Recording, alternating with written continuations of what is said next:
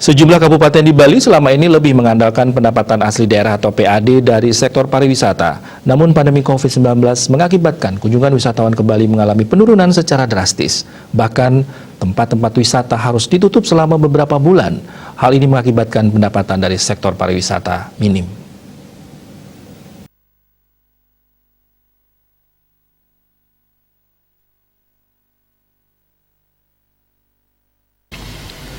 Untuk dapat mencapai target pendapatan di tahun 2021, Ketua DPRD Gianyar Iwayan Tagal Winarte minta instansi terkait untuk menggenjot sumber pendapatan lain di luar pariwisata.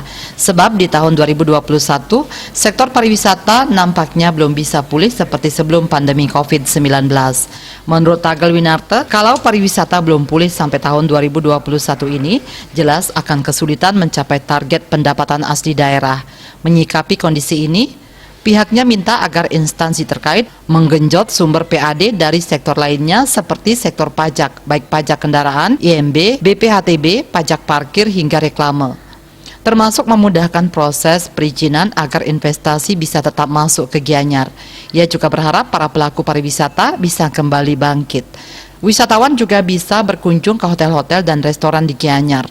Dengan demikian dirinya optimis jika target PAD bisa tercapai.